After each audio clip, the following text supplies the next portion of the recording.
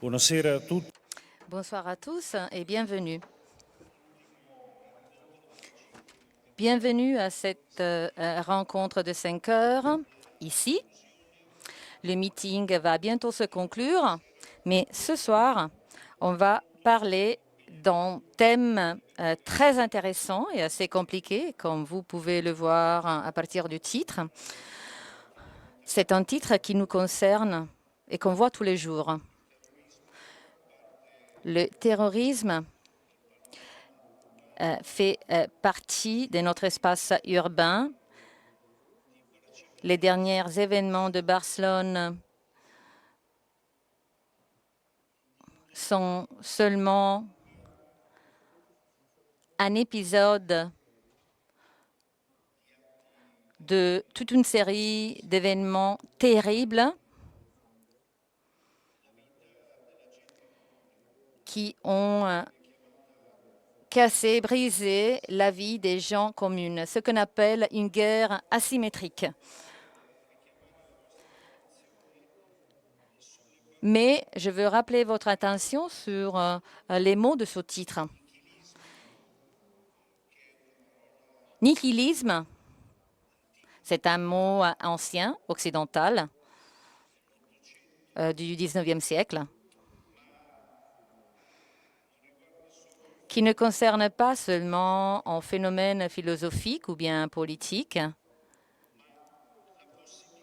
mais qui concerne aussi la possibilité de chacun d'entre nous, entre les plis de la vie, de entrer dans le vide, d'utiliser la liberté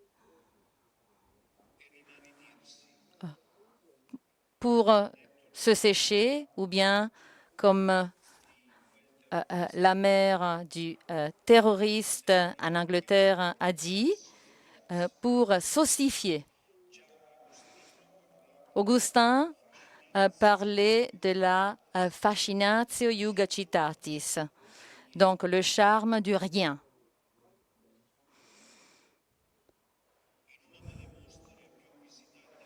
Dans l'une des expos les plus visitées au meeting, on a vu, il y a un siècle, que la société russe, le peuple russe, l'Église russe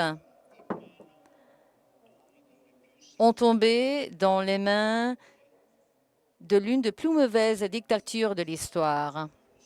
Une minorité, malgré eux, ils disaient que c'était la majorité. Ils ont pu prendre la société parce que la société s'était vidée. Et la société s'était vidée parce qu'elle avait tombé contre la peur et le rien. Ce jeune terroriste qui s'appelait biesmativni terroristi, donc des terroristes sans raison, c'est ça la traduction. C'était des gens de 20 ans qui se sont fait sauter en faisant des massacres. 23 000 massacres au fil de 20 années, 11 000 personnes qui sont mortes. Si on fait la différence pour éviter des anachronismes, ce charme du rien qui va dessécher la vie. Il y a des gens qui disent « j'aime plutôt la mort que la vie ». Ça, c'est une possibilité réelle. Cela est devenu une possibilité réelle. Et l'autre mot, c'est le djihadisme. Comme tous les ismes, ça montre la définition d'un principe qui se trouve dans le Coran, quelque chose de monstrueux. Voilà le lien après avec la deuxième partie du titre. L'instrumentalisation religieuse pose un grand défi à l'Occident. On ne peut pas se cacher que jusqu'il y a quelques années, aujourd'hui on est en train de revoir, on est en train de changer les choses, mais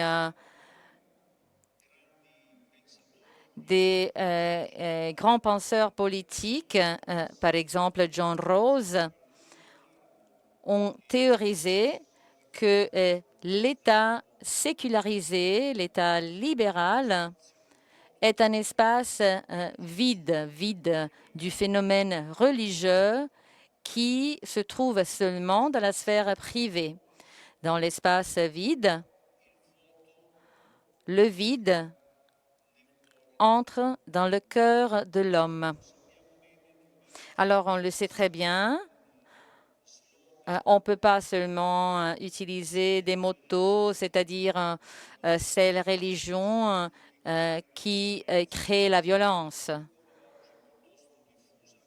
Et c'est une théorie qui est assez diffusée aujourd'hui, non pas seulement pour l'islam.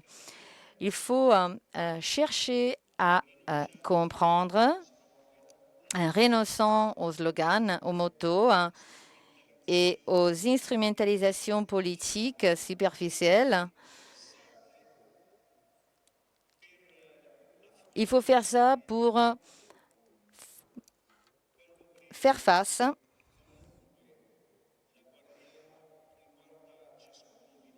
à ce qui nous concerne tous.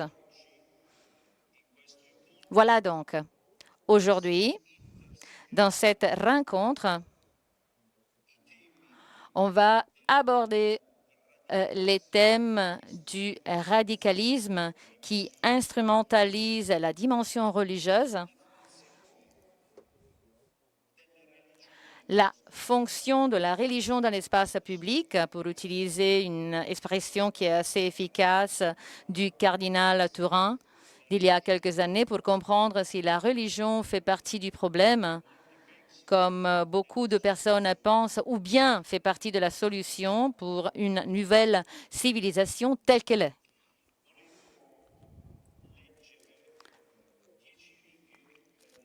Je voulais juste lire quelques lignes du document de Pape François, Evangelii Gaudium, où la question de la liberté religieuse aujourd'hui est décrite de cette façon, en saint pluralisme qui respecte les autres et les valeurs en tant que telles. Cela n'implique pas la privatisation des religions pour les réduire au silence et à l'obscurité de la conscience de chacun, ou bien à la marginalité des églises, des synagogues ou bien des mosquées. Il s'agit d'une nouvelle forme de discrimination et d'autoritarisme. Le respect qui est dû aux minorités, le respect qui est dû aux non-croyants ne doit pas s'imposer de façon arbitraire pour faire taire les convictions, les croyances des croyants ou bien pour ignorer la richesse des traditions religieuses. Cela pourrait promouvoir le ressentiment et non pas la tolérance et la paix. Donc, avant de présenter nos deux intervenants, je veux rappeler Jan Figel. Jan Figel, qui est l'envoyé spécial de la Commission européenne pour la promotion de la liberté de religion et de conviction en dehors de l'Union européenne. On l'avait invité avec nous, il avait bien accepté, il s'excuse avec vous tous, mais malheureusement, il n'a pas pu venir à cause de problèmes de santé assez sérieux. Et donc, il demande notre compréhension et il demande de le soutenir dans ce moment assez important de sa vie.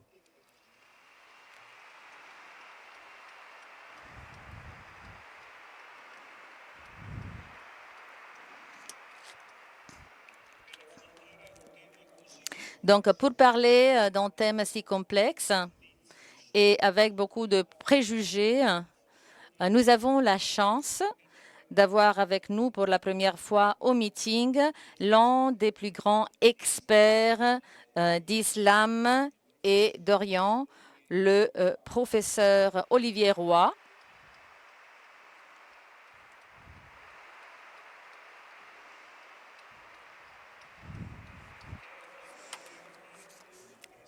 Il est coprésident du Robert Schuman Center for Advanced Studies et du département des sciences politiques et sociales de l'Institut universitaire européen.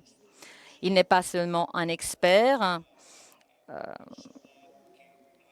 c'est une personne qui a beaucoup de connaissances et qui les a apprises sur le terrain. Il a dirigé la mission de l'OCDE pour le Tadjikistan. Il a été consultant pour le Bureau des Nations Unies et le coordinateur pour l'Afghanistan et le directeur du projet Religio West.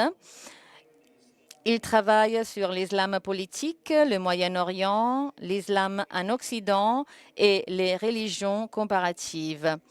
Parmi ses publications, je vais citer, rappeler seulement les dernières. Il y a des publications qui ont été aussi traduites en italienne. La Sainte Ignorance, qui a été republiée cette année par Feltrinelli. Enquête de l'Orient perdu, édition seule de 2014, et le très récent, et vous pouvez le trouver aussi dans notre magasin, Génération ISIS. Qui sont les jeunes qui choisissent le califat et pourquoi est-ce qu'ils combattent l'Occident, qui a été publié par Feltrinelli. À ma gauche, vous avez une personne qui, pour la troisième fois avec nous au meeting, Brian Grimm, Monsieur Brian Grimm.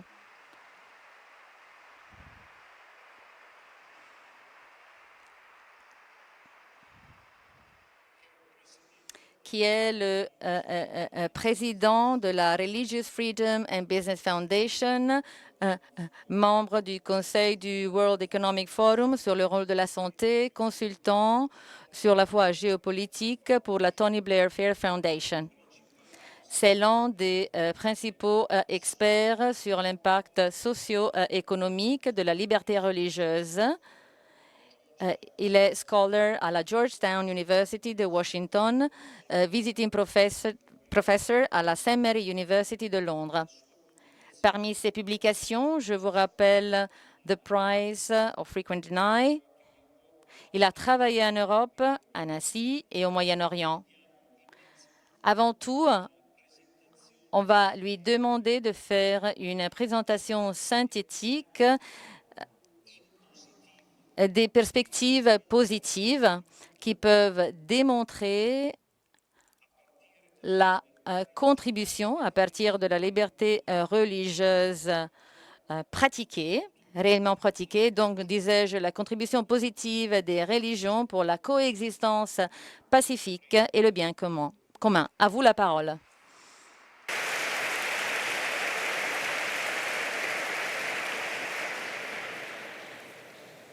Thank you, Don Pino.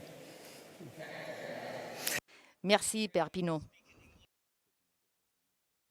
Je vais parler en anglais, mais grâce aux interprètes pour leur aide. Aujourd'hui, je vais vous poser deux questions. Avant tout, est-ce que vous n'êtes jamais posé la question pourquoi Dieu a choisi un entrepreneur comme mari de la Vierge Marie et donc comme père terrain de Jésus? Il a choisi un charpentier, un menuisier qui avait un magasin de charpentier. Peut-être c'est la première fois qu'on vous pose cette question. Or, voyons voir ensemble. Dans notre monde, Dieu nous a créés du côté spirituel et physique. Nous avons des besoins humains et spirituels.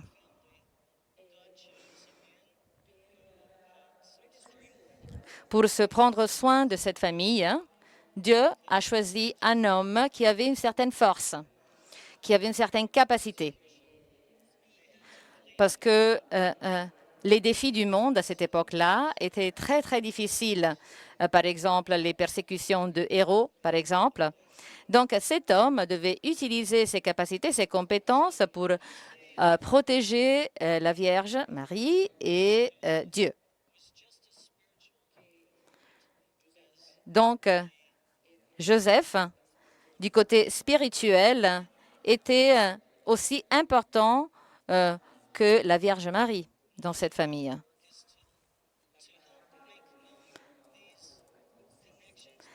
Dans mon travail, ce que je fais, c'est de mettre en évidence le lien entre notre vie quotidienne et l'impact que nous pouvons avoir dans le monde entier.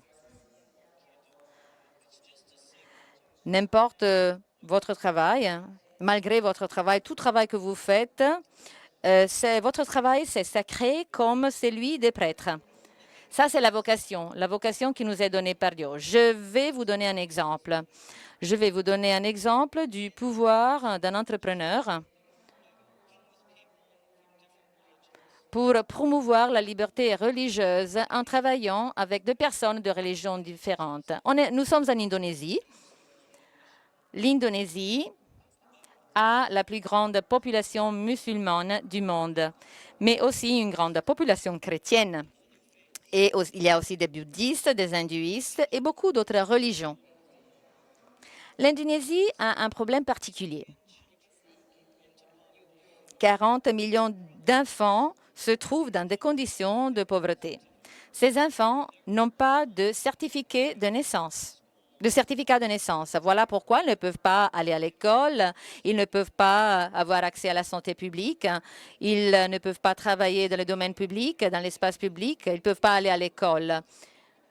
Et ils n'ont pas de certificat de naissance et la raison a été découverte par cet entrepreneur. Il s'est rendu compte que ses employés avaient beaucoup de mal à s'occuper de leur famille, à travailler en même temps. Et alors, il leur a demandé, mais c'est quoi votre problème? Et ces personnes ont répondu, nous n'avons pas le certificat de naissance parce que nous ne nous sommes jamais mariés. Mais pourquoi? Pourquoi est-ce que vous n'êtes pas mariés? Et ces personnes ont répondu, parce que on doit avoir un mariage religieux et un mariage d'État. Pour le mariage religieux, ça coûte beaucoup. Et pour le mariage civil, nous avons besoin de documents. Quel est le résultat? 40 millions d'enfants n'ont pas de certificat de naissance. Et cet entrepreneur nous a dit, bon, peut-être je vais résoudre ce problème. Comme ça, il a réuni les hindouistes, les musulmans et les chrétiens pour faire un mariage de masse.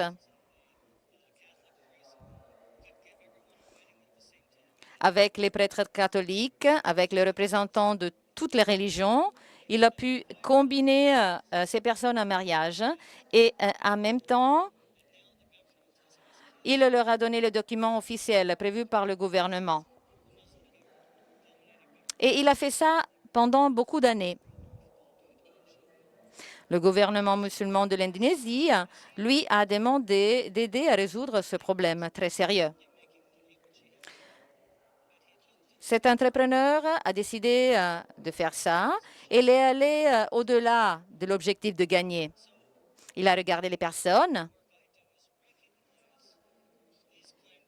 et ce qu'on me reconnaît dans mon travail, c'est qu'on voit le bien qui est fait par ces personnes qui doivent promouvoir la paix. Et maintenant, je vais vous montrer une petite vidéo. Dans un monde où l'interconnexion arrive à des niveaux sans précédent, les désordres et les tensions interreligieuses se multiplient. Ça cause des bouleversements aux économies et aux sociétés, mais il y a des personnes qui sont prêtes à changer les choses. Pendant les les Jeux olympiques, les gens ont vu quel était leur rôle. Il y avait des entreprises israéliennes dans le domaine du tourisme et de la communication. Il y avait des personnes qui ont travaillé pour rendre notre monde un monde plus sûr et plus ouvert. Venez voir ces entrepreneurs et qui s'occupent de combattre contre l'intolérance et la discrimination. En 2018, en Corée, le 7 et 8 mars, à l'occasion des Para-Jeux olympiques de Pyongyang. Pour poser votre candidature, vous pouvez nous contacter.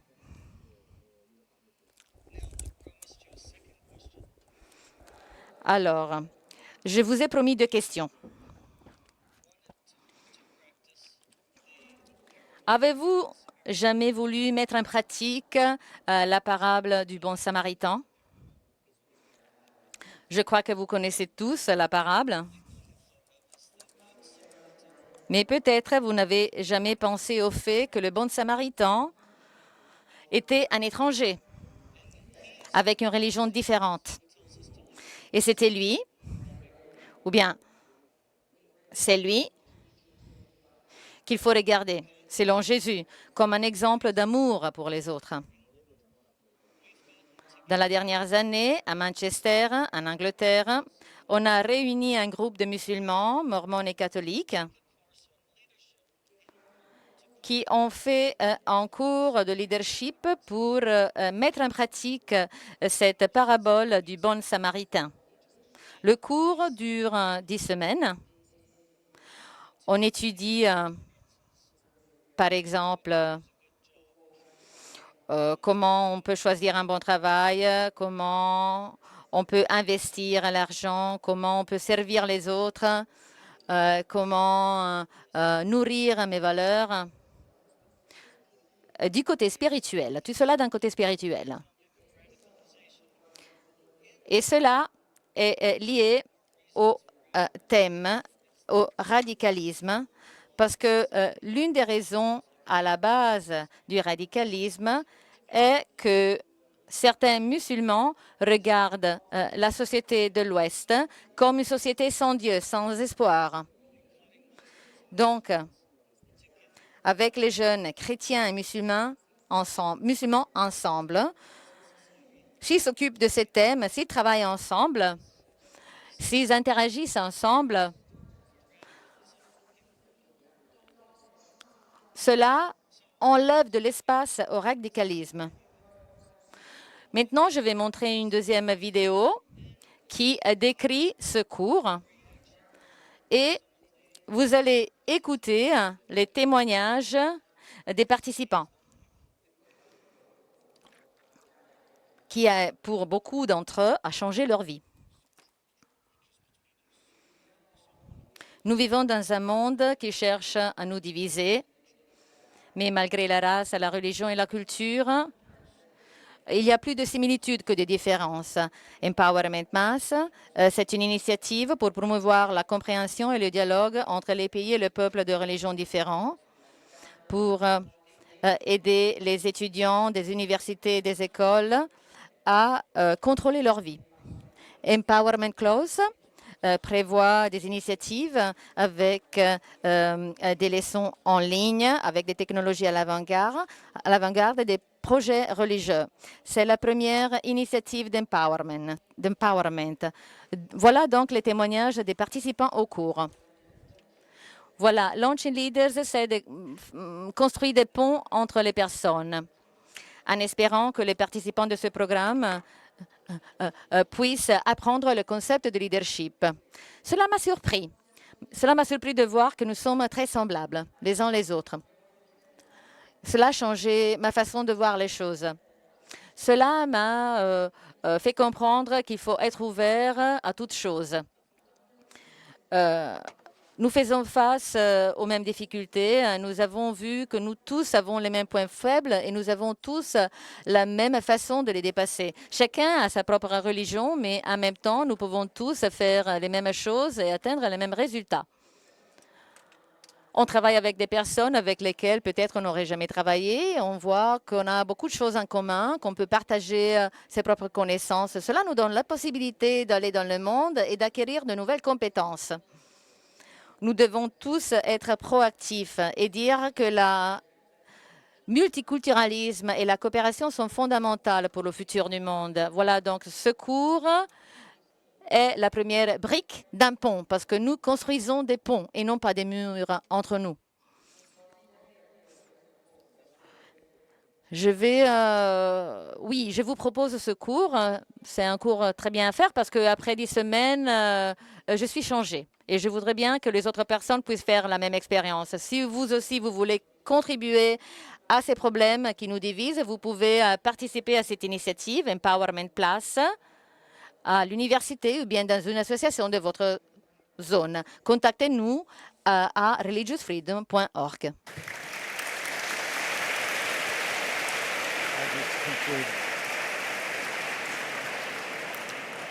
So I said I'd ask you 2 questions. Alors, je vous ai dit que je vous aurais posé 2 questions. En fait, je vais vous en poser 3. La troisième question est la suivante. Qu'est-ce que vous pouvez faire? Merci.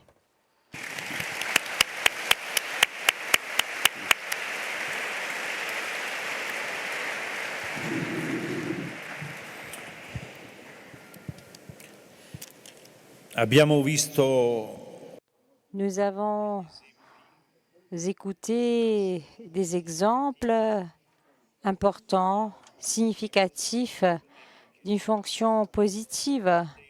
Vous voyez que le thème de l'éducation revient, de l'introduction à la réalité, la mise en exergue de la responsabilité, donc la responsabilisation, le sens de la vie. Alors, comment ça se fait que beaucoup de jeunes choisissent la mort? Pourquoi? Il y a donc peut-être dans la religion le germe de la mort dans la religion ou y a-t-il autre chose? Mais c'est une question qu'on pose aussi aux religions. Est-ce qu'il y a une religion, comme on l'entend souvent, pure, qui se replie sur elle-même, qui ne prend plus le risque donc de se décliner dans la vie? D'où vient le radicalisme, qui n'est pas un phénomène propre à l'islam? Comment ça se fait que quelqu'un devient fondamentaliste? Comment ça se fait? Pourquoi nous manipulons, nous utilisons comme un outil, un instrument la religion? Et comment pouvons-nous répondre à ces dynamiques aux conséquences, nous le voyons clairement, vraiment terribles? Monsieur le professeur, à vous la parole. Je vais parler en français. Le fondamentalisme religieux n'est pas quelque chose de nouveau. Par contre, l'attentat suicide au nom de la religion, c'est quelque chose de très nouveau.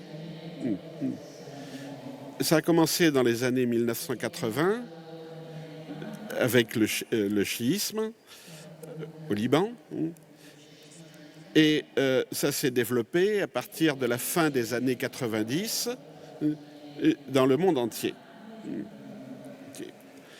Alors, la première question, c'est qui sont les terroristes en Europe? Je me focalise sur les radicaux globaux. Ceux qui se radicalisent en Europe, en Amérique, et je ne parle pas de la situation politique au Moyen-Orient. La question que je me pose, c'est celle qui vient d'être posée. Pourquoi des jeunes choisissent la mort? Et ces jeunes peuvent être des musulmans, mais aussi on a un pourcentage très important de convertis, venus soit du christianisme, soit du sécularisme, qui ont rejoint les rangs de l'ISIS en Syrie. À peu près 25% des volontaires occidentaux pour faire le djihad en Syrie sont des convertis. Ce qui est un chiffre extraordinaire.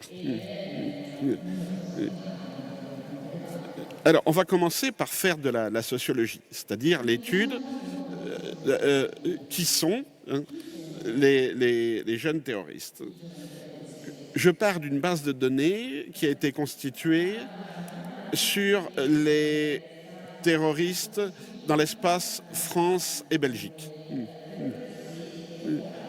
Mais ce qui se passe ailleurs confirme mes analyses.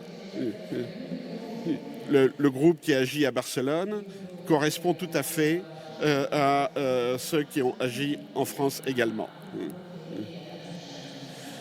Et l'analyse porte de 1995, avec le premier attentat commis en France, par quelqu'un qui était éduqué en France, jusqu'aux derniers attentats. Alors, je vais énumérer un certain nombre de points que l'on retrouve systématiquement. La grande masse des radicaux sont des jeunes de seconde génération, c'est-à-dire des enfants d'immigrés. Ce sont donc des jeunes qui ont été intégralement éduqués en Europe. Leur langue d'usage est toujours une langue européenne. Les jeunes qui ont fait l'attentat de Barcelone, ils parlent catalan. Ils ne parlent pas arabe. Ils ne parlent pas un mot d'arabe. Alors, on pourrait dire que c'est normal, dans les années 1990, de trouver des secondes générations. Mais 22 ans après, on devrait trouver des troisièmes générations. En France, en Allemagne, en Grande-Bretagne. Or, on a toujours des deuxièmes générations. À 80%. Donc là, il y a une anomalie. Il y a quelque chose qui nous questionne. Pourquoi ce sont toujours des deuxièmes générations qui sont surreprésentées? Et ça va de pair avec une autre question.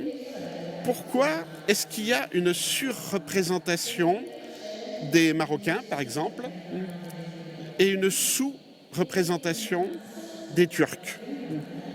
Pourquoi les radicaux en Allemagne, en Hollande, au Danemark sont plus souvent marocains que turcs? Bon. Donc on voit que la radicalisation ne correspond pas, si vous voulez, à la démographie de l'immigration. Elle concerne un groupe très précis dans l'immigration. Deuxième élément, la plupart de ces jeunes n'ont pas de formation religieuse. Et même l'imam de la ville de Ripoll, lors des derniers attentats, est un imam autoproclamé. Il a passé 2 ans en prison pour trafic de hashish. Alors c'est peut-être en prison qu'il a appris la religion, mais on ne peut pas dire que ce soit une université de théologie islamique. Aucun d'entre eux n'a eu un passé de militant religieux ou politique. Ils n'ont pas fait partie d'organisations, ils n'ont pas fait de prédication religieuse, ils n'ont jamais participé à des manifestations pour la Palestine, par exemple. Ils n'appartiennent à aucune association caritative musulmane. Donc socialement, ils viennent de nulle part, en un sens. Il y a chez eux un manque d'insertion sociale. Mais ça ne veut pas dire qu'ils sont chômeurs, analphabètes, pauvres, etc. On a beaucoup d'entre eux qui ont un travail. Donc ça n'est pas une question d'exclusion économique. Un troisième élément, en France, mais c'est le cas dans beaucoup d'autres pays, 50% d'entre eux ont un passé de petits délinquants. C'est-à-dire qu'ils ont été en prison pour des trafics de hashish, de drogue, pour des bagarres, etc. Donc on a des gens qui sont déjà dans la déviance, dans le défi à la société. Quatrième élément, ils sont tous dans la culture jeune occidentale contemporaine. La musique, les vêtements, l'argot. Aucun d'entre eux ne représente une culture orientale ou africaine traditionnelle. Un cinquième élément plus bizarre, depuis 1997, dans toutes les cellules terroristes qui ont agi en France, on a des frères, des pères de frères.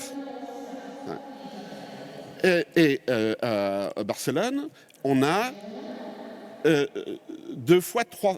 trois fois deux frères. Et on retrouve ce même phénomène aux États-Unis avec les frères tchétchènes qui ont fait l'attentat à Boston. Or, dans aucune organisation extrémiste ou délinquante, on a cette importance des fratries. Bon, dans la mafia, il y a des fratries. Mais dans la mafia, vous avez aussi le papa, le tonton, vous avez toute la famille.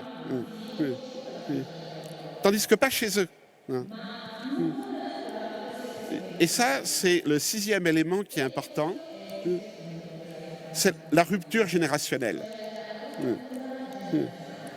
Il y a des orphelins, il y a des pères qui sont partis, qui sont absents. Mais même quand ils sont en contact avec leur père, ils reprochent à leurs parents d'être de mauvais musulmans. Et ils rejettent l'islam de leurs parents. Et quand ils restent liés à leurs parents, souvent à leur mère, le message qu'ils envoient à leur mère avant la mort, comme par exemple le Abba Aoud de Bruxelles, il envoie son testament à sa mère. Et qu'est-ce qu'il dit? Il dit, maman, tu es une mauvaise musulmane, mais grâce à mon sacrifice à moi, tu vas pouvoir aller au paradis quand même. Et là, on a quelque chose qui est très proche avec le thème de votre rencontre. On a une inversion générationnelle. Ils deviennent les sauveurs de leurs parents. Mais ça veut dire qu'ils n'ont rien à recevoir de leurs parents. Et on a même quelque chose de encore plus étrange. Tous les volontaires djihadistes qui vont en Syrie font des enfants. Et ils meurent. Et ils le savent. L'organisation leur demande de faire des enfants. Et ils savent qu'ils vont être envoyés commettre un attentat suicide dans les mois qui suivent. Donc ils savent qu'ils n'éduqueront pas leurs enfants.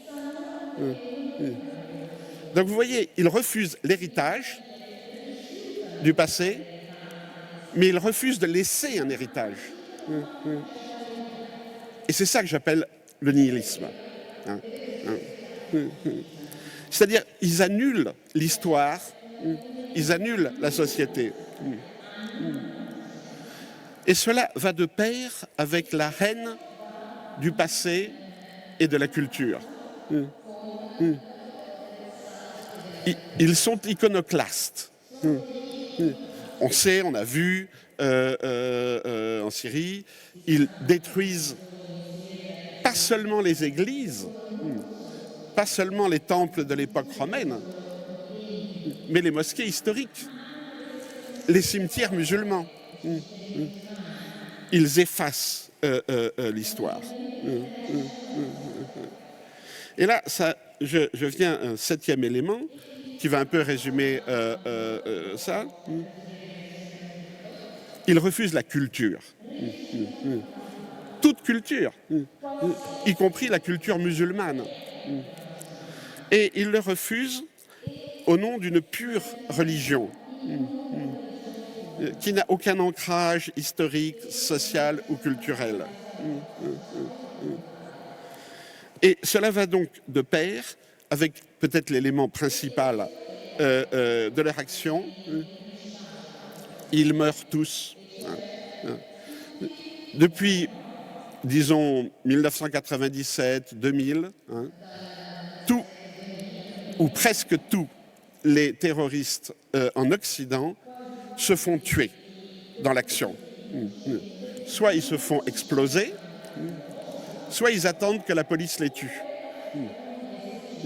Il n'y a jamais de plan B pour s'échapper. Jamais. Vous avez une vidéo extraordinaire sur les derniers événements. C'est tourné à Cambrils, en Catalogne, où on voit un jeune, donc ils sont dans une voiture, ils n'ont pas d'armes, ils n'ont pas d'explosifs, ils n'ont que des couteaux. Ils essaient de tuer des gens en les renversant avec la voiture. Et quand la police arrive, au lieu de s'enfuir, ils se tiennent devant la police, ils défient la police, ils font croire qu'ils ont des ceintures d'explosifs. Les ceintures d'explosifs sont vides, mais évidemment la police ne prend pas de risque, la police tire et ils meurent. Donc on voit que la mort est au cœur de leur projet. La force d'attraction de l'ISIS pour les jeunes, ce n'est pas politique, le califat, ce n'est même pas religieux, la charia, parce que le suicide est interdit dans la charia.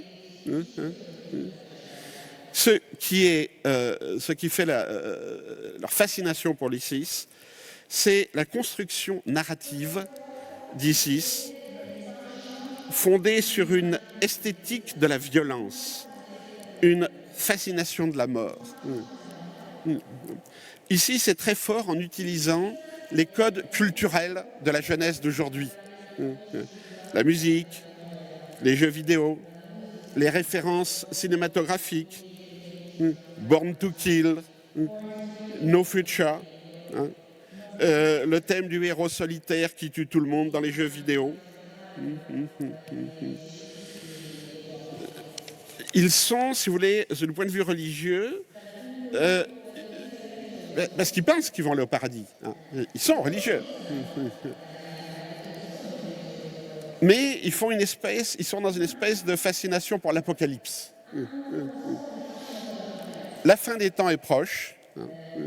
Donc c'est pas la peine de s'encombrer à essayer de vivre dans la société. Ils sont à la fois nihilistes et individualistes. Juste avant l'apocalypse, je dois m'assurer de mon propre salut en participant à l'apocalypse. C'est ça leur imaginaire. Alors, et ça, maintenant je passe à mon deuxième point. Qu'est-ce que ça nous dit de la société contemporaine ? Parce que si la violence islamiste paraît comme la violence la plus paroxystique aujourd'hui dans le monde, ce n'est pas à cause du nombre de morts qu'elle fait. Le génocide rwandais a fait plus de morts que le terrorisme islamique. La guerre civile au Sud-Soudan, qui oppose des supposés chrétiens, est une guerre extrêmement violente et cruelle. Donc, ce qui nous fait peur, j'allais dire le terrorisme islamique, c'est pas la violence, c'est la mort en soi. C'est la fascination pour la mort des acteurs. C'est qu'on ne sait pas quoi faire avec des gens qui disent « Vous aimez la vie, mais moi j'aime la mort ». Et c'est pour ça que pour moi, il y a un lien très profond entre le nihilisme et la déculturation du religieux. La déconnexion entre la religion et la culture. Elle est maximum chez les jeunes radicaux islamiques. Mais c'est un phénomène contemporain général. Et ça, je crois que c'est très important de voir ça.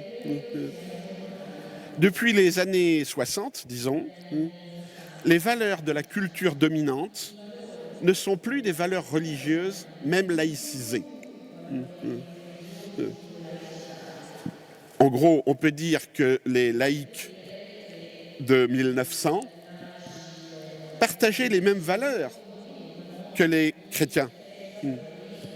L'avortement était pénalisé dans tous les pays européens. L'homosexualité était criminalisée dans la plupart des pays européens. Et dans un pays comme la France, où il y a eu un conflit très très fort entre l'État républicain et l'Église, c'était un conflit politique sur le pouvoir et le contrôle de la société. Mais ce n'était pas un conflit sur les valeurs.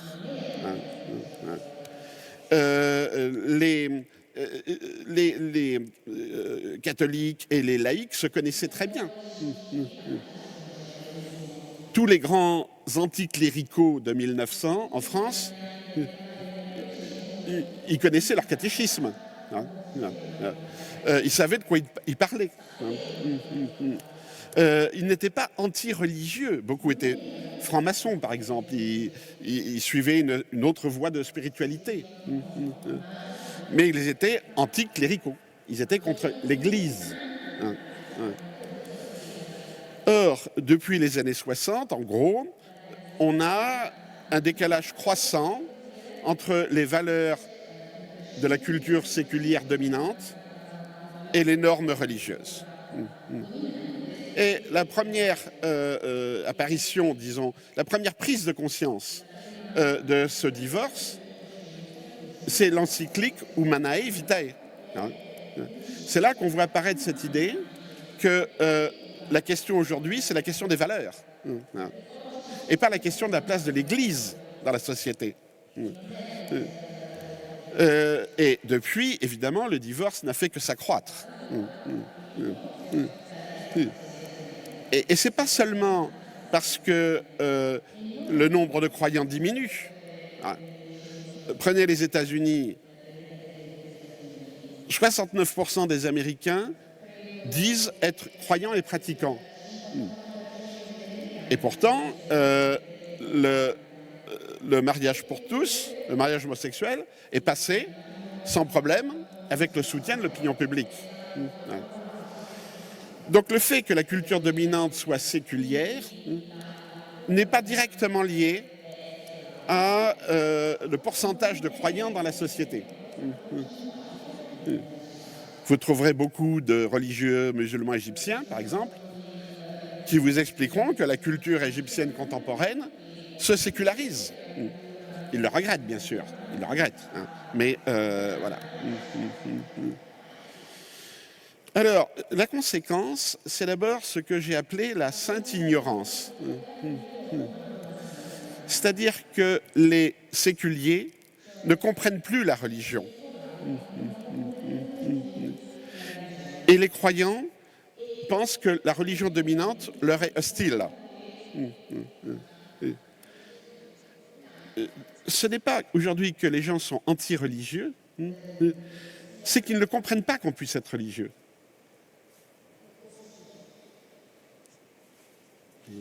C'est mieux que vous répétez. Parce Oui. qu'elle n'a pas de... Ah oui, d'accord. Je dirais aujourd'hui, on a ce que j'ai appelé le phénomène de la sainte ignorance. C'est-à-dire que les séculiers ou les laïcs ne sont pas anticléricaux, anti-religieux. Ils ne comprennent pas comment on peut être croyant. Et inversement, les groupes religieux, les communautés de foi, tendent à considérer que la culture dominante est païenne, pas seulement séculière, mais païenne, et qu'elle est une menace. Ce qui disparaît, c'est la zone grise entre non-croyants et croyants. Ce qui disparaît, c'est la culture partagée. Et la conséquence, c'est que dans des pays très laïques comme la France, la solution, disons, qui paraît évidente pour mettre fin au radicalisme religieux, c'est d'expulser le religieux de l'espace public. En gros, je dirais que l'idée dominante maintenant dans un pays comme la France, c'est qu'un croyant modéré doit être forcément quelqu'un qui croit modérément. Par exemple, dans les enquêtes de police sur le radicalisme islamique, si on fait une enquête sur la pratique religieuse du croyant,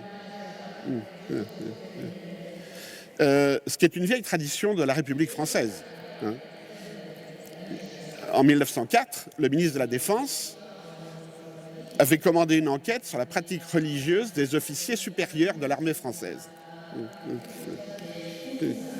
Et alors, il y avait un répertoire. Ne va jamais à la messe, très bien. Va à la messe uniquement pour les grandes occasions. Bon, là, le colonel pouvait être nommé général. Mais s'il y avait va à la messe tous les jours avec missel, livre de prière, alors là, la promotion était refusée.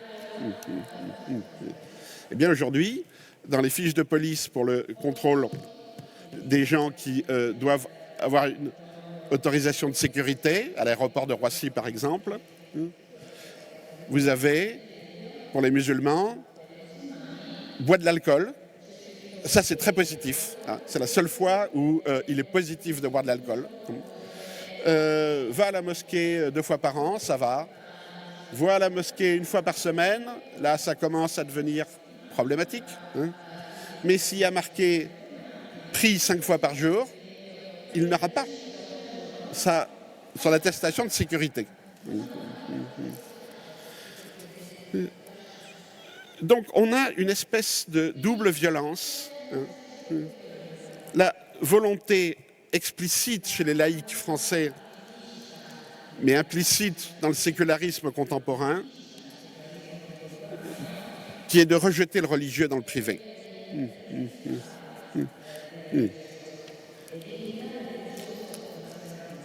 Et inversement, chez certains croyants, et surtout chez les nouveaux croyants, les born again, ce qu'on appelle en anglais les born again, ceux qui reviennent à la religion, et les convertis, il y a une volonté de reconquérir le monde perdu, ou bien de s'en abstraire. Alors, troisième et dernier point, que faire? Et là, je crois qu'il faut d'abord laisser aux États la politique qui revient aux États. Il est normal que l'État assure la sécurité des citoyens, fasse du renseignement,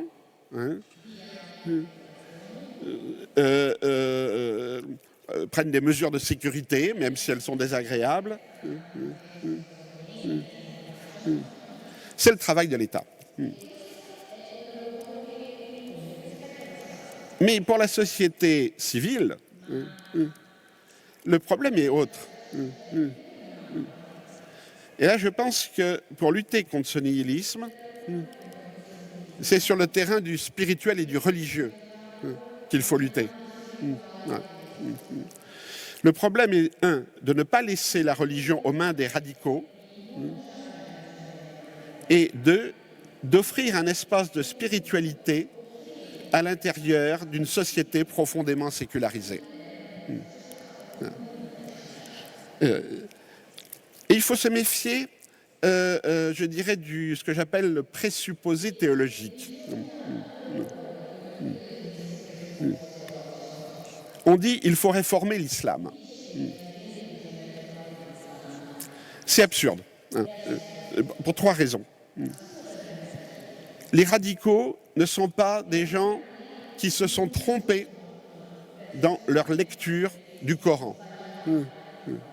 Les radicaux sont des gens qui ont trouvé dans le Coran ce qu'ils cherchaient. Ça n'est pas en donnant des cours d'islam modéré à des radicaux qu'on va les ramener à la modération. De même que ça n'est pas... quand il y avait les brigades rouges, c'est pas en leur donnant des cours d'économie politique moderne qu'on pouvait les éloigner du communisme. On se trompe ici. Les radicaux veulent la radicalité. Deuxièmement, ce n'est pas à l'État, qu'il soit laïque ou musulman, de réformer une religion. Les États laïques pensent qu'un islam réformé serait par définition libéral, féministe, gay-friendly. Ça. Or, justement, dans une société démocratique, on doit accepter qu'il y ait des gens qui ont des valeurs conservatrices. Parler des valeurs européennes, ça ne veut rien dire. On parle de quoi? Des valeurs des années 60? Alors, dans ces cas-là, vive le mariage homosexuel? Ou on parle des valeurs religieuses? Et là, il y a un problème. Ce n'est pas à l'État de décider des valeurs. Deuxièmement, dans les pays musulmans, les États sont la plupart du temps autoritaires. Donc, ce ne sont pas eux qui vont développer un islam ouvert, un islam de discussion, etc. Les États musulmans prônent un islam autoritaire et conservateur. Donc, il ne faut pas confier à des États étrangers la formation des musulmans européens. Soyons clairs. Et enfin, et c'est peut-être le point le plus important, la réforme théologique, la théologie n'est pas au centre de la religion. Il y a d'éminents théologiens, mais le croyant moyen n'est pas un théologien. La théologie ne suscite ni la foi, ni la religiosité. La théologie chrétienne est venue après le Christ. Et pour les protestants, Luther est plus une conséquence qu'une cause. Ce qui compte, c'est la religiosité du croyant. C'est la manière dont il vit sa foi au contact des autres. C'est la manière dont il reçoit la foi, l'éprouve, l'enrichit, la transmet, ou bien au contraire, l'appauvrit et la perd. Pour casser le radicalisme, il faut donc ouvrir ou réouvrir un espace de spiritualité, tant que pour les croyants ordinaires que pour des jeunes en quête d'absolu. Et ici, les croyants européens ont à jouer un rôle en ce qui concerne l'intégration de l'islam en Europe. Pas en faisant la leçon aux musulmans. Je ne parle pas de dialogue interreligieux, et encore moins de dialogue interculturel. Il ne s'agit pas de discuter de la nature du Christ ou de la relation à Abraham. Il ne s'agit pas de parler de culture européenne et de culture orientale. Le christianisme est une religion universelle. Ça n'est pas la culture européenne, surtout maintenant. Et l'islam est aussi une religion universelle, qui s'est adaptée à des cultures différentes. Il s'agit d'opérer un travail de terrain, de base,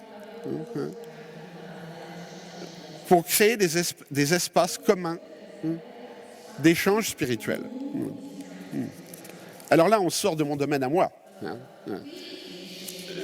Je vais juste vous donner pour 3 exemples, brièvement.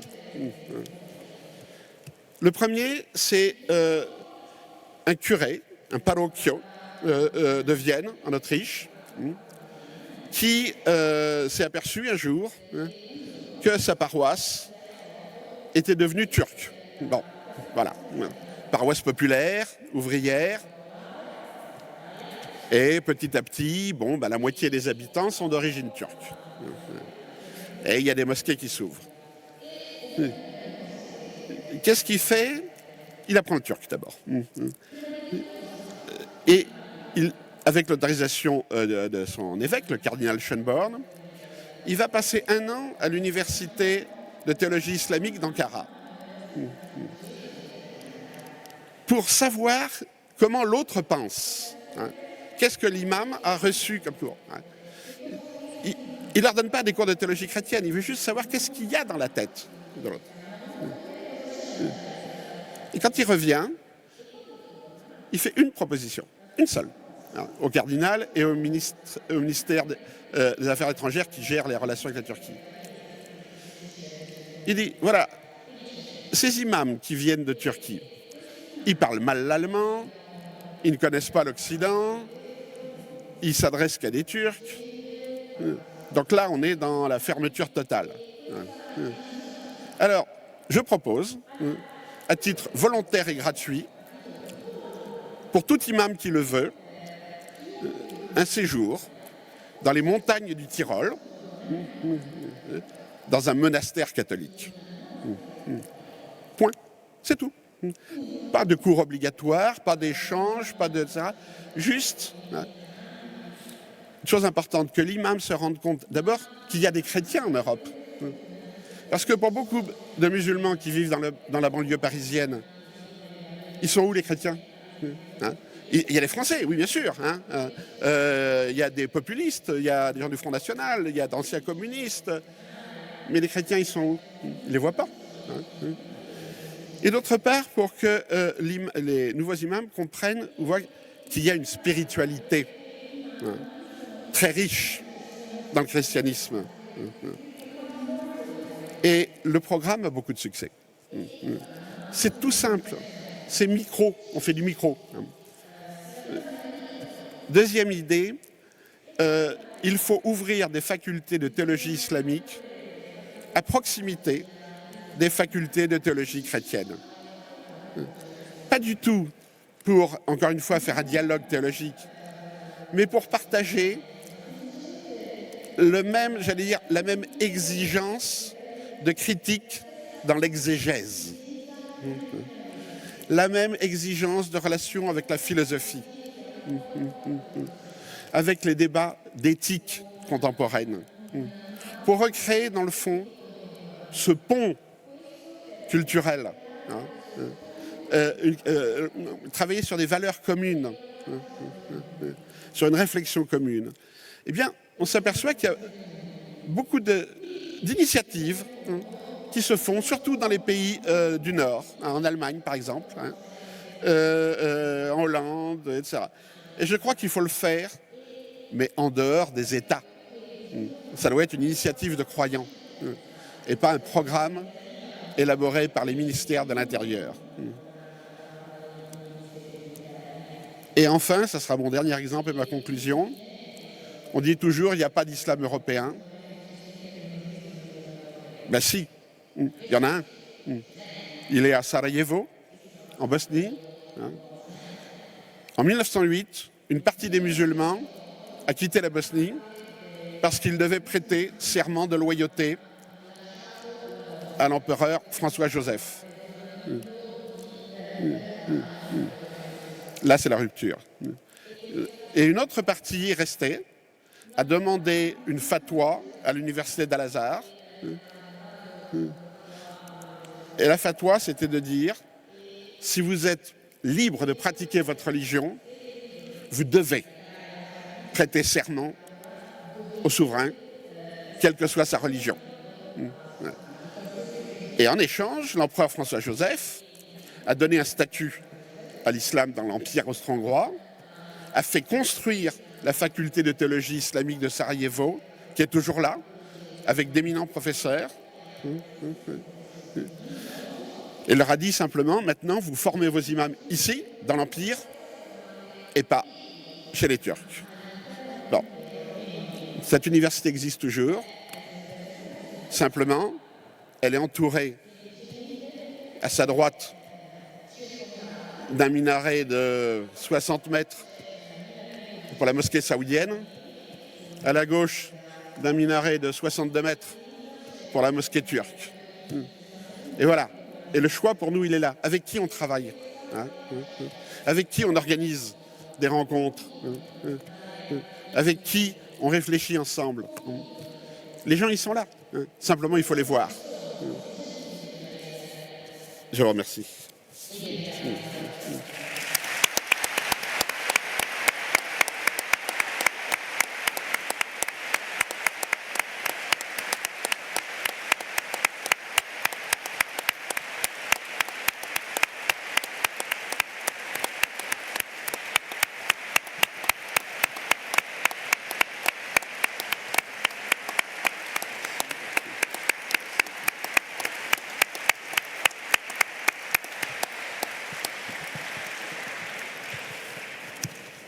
Credo che questo applauso Je pense que cet applaudissement exprime très bien la gratitude vis-à-vis d'une personne qui est sur un thème si délicat et si décisif, non seulement vu l'actualité, mais aussi tout en considérant l'avenir, a su utiliser des mots clairs,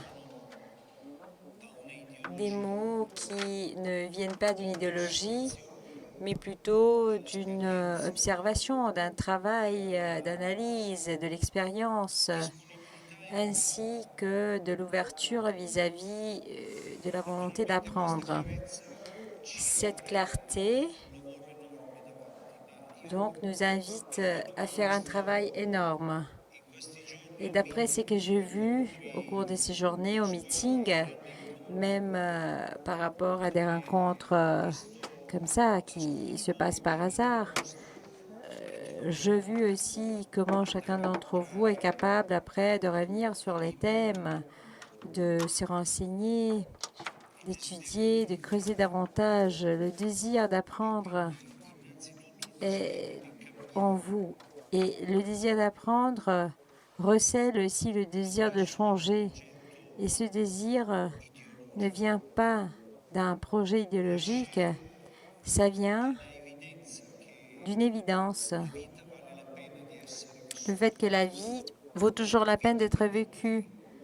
La vie de tous, la vie de chacun compte. Et en écoutant la conclusion de Monsieur le professeur Roy,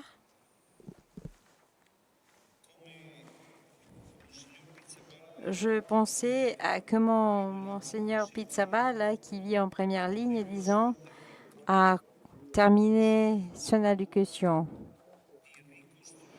Il a dit que donc, ce n'est pas le cas de reconstruire de murs qui séparent, de recréer des distances entre nous et le monde.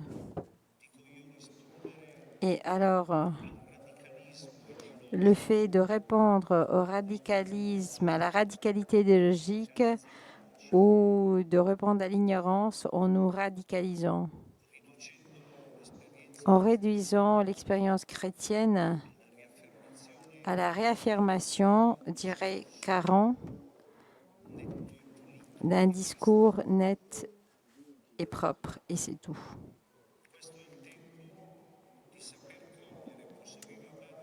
C'est le moment, disait Monseigneur Pizzabal, de voir le monde comme quelque chose qui doit nous questionner. Et c'est la même chose qu'ont vécu nos pères.